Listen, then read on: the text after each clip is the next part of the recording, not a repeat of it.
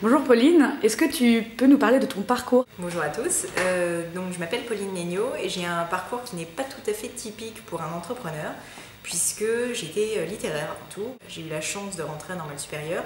Malheureusement, le jour où je suis rentrée à Normale Sup, je me suis rendu compte que je voulais ni être chercheur ni enseigner, ce qui est un petit peu problématique, et que je voulais par ailleurs pas faire de dissertation toute ma vie. C'est vrai que c'était pas exactement la bonne voie pour moi.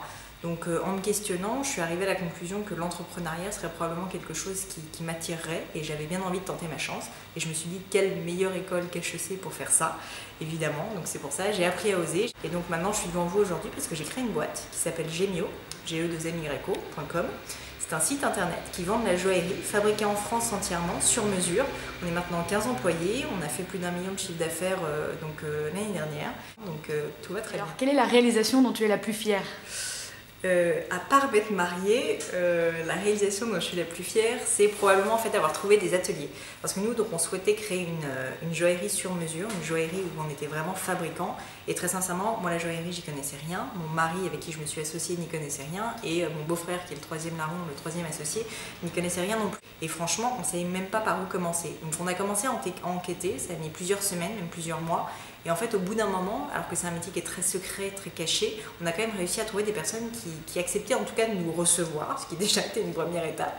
Et là, on s'est rendu compte qu'en fait, personne ne voulait travailler avec nous. Je dois avouer que j'ai dû user de mes charmes pour pouvoir attirer l'attention de quelques artisans. Je dis ça un petit peu sur le ton de la rigolade, mais très sincèrement, ça a été une épreuve très difficile parce qu'après 3 mois d'existence, alors qu'on avait travaillé énormément sur la création du site web, sur le concept, sur l'utilisation de technologies 3D, on était face à un mur qui était qu'on ne trouvait personne pour fabriquer nos bijoux et c'était le nerf de la guerre pour nous.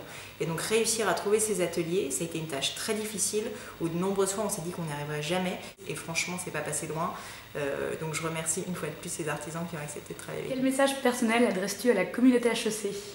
Alors j'ai un message qui peut paraître très bêta, mais qui pour moi est important, c'est suivez votre cœur. Tout simplement parce que moi quand je me suis lancée dans l'entrepreneuriat, absolument rien m'y prédestinait. J'avais fait Normale Sup, j'ai quand même franchi le pas. Et tout ça parce qu'en fait j'avais vraiment au fond de moi cette envie, cette créativité, ce besoin en fait de faire des choses de mes mains. Et en dépit de mes parents, de ma famille, de mes grands-parents, de mes amis, de même mes professeurs qui pensaient qu'il fallait mieux que je reste dans un cheminement un peu plus traditionnel, et ben je me suis battue et ça je pense que c'est quelque chose que chacun doit faire parce qu'aujourd'hui j'ai jamais été aussi heureuse.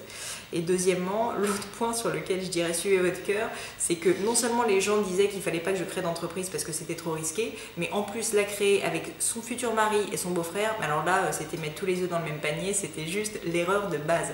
Bah pour autant, c'est vrai que ça a été difficile au début parce qu'il a fallu s'ajuster, mais aujourd'hui je regrette pas un instant et je pense que mes associés qui sont mon beau-frère et mon mari sont les meilleurs associés de la Terre. Donc voilà, suivez votre cœur.